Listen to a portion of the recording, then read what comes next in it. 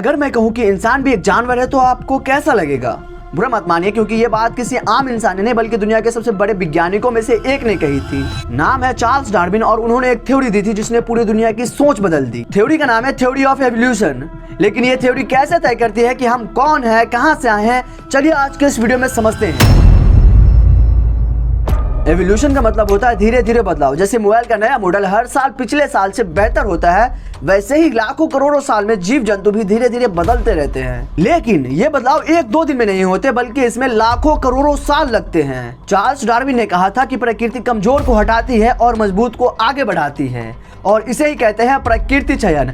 जो जीव अपने माहौल के अनुसार ढल जाते हैं वो आगे बढ़ते हैं और अपने नस्ल को भी बढ़ाते हैं। जैसे अफ्रीका के जिराफों के गर्दन थोड़े छोटे होते थे, लेकिन वहाँ के पेड़ पौधे बड़े होते थे, और जिन जिराफ का गर्दन लंबा होता था वो खाना खा पाते थे और बचे रहे, और उन्हीं की औलाद की गर्दन लंबा हो पाई। धीरे धीरे पूरे प्रजाति की गर्दन लंबी हो गई, और यही है एवोल्यूशन। सवाल उठता है, इंसान कैसे बना? हम बंदर से नहीं बने हैं, बल्कि हम और बंदर दोनों का एंसेस्टर यानी कि पूर्वज एक ही था। करीब 70 लाख साल पहले एक ही प्राचीन प्रजाति थी जो जानवर और इंसान दोनों के जड़ थी।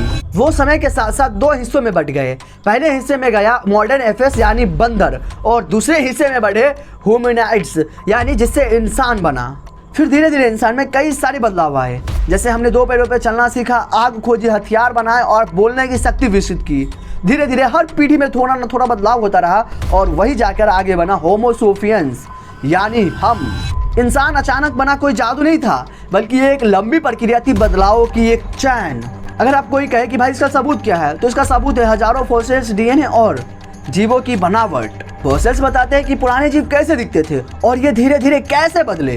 डीएनए दिखाता है कि इंसान और चिंपैंजी का डीएनए 98% तक सेम है।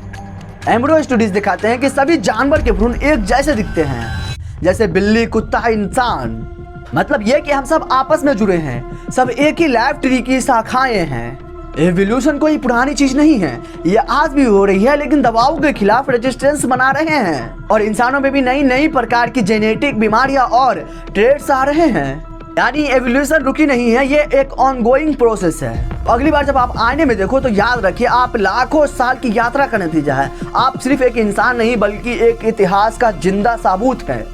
एवोल्यूशन ने हमें बनाया और आगे भी बनाता रहेगा। अगर आपको इस वीडियो से थोड़ा भी नॉलेज मिला हो तो वीडियो को लाइक कीजिएगा, शेयर कीजिएगा और सब्सक्राइब कीजिएगा, और साथ ही कमेंट करके बताइएगा आपको आखिर ये वीडियो कैसा लगा। मिलते हैं अगली वीडियो में और वहीं खोलेंगे एक अनजान सच।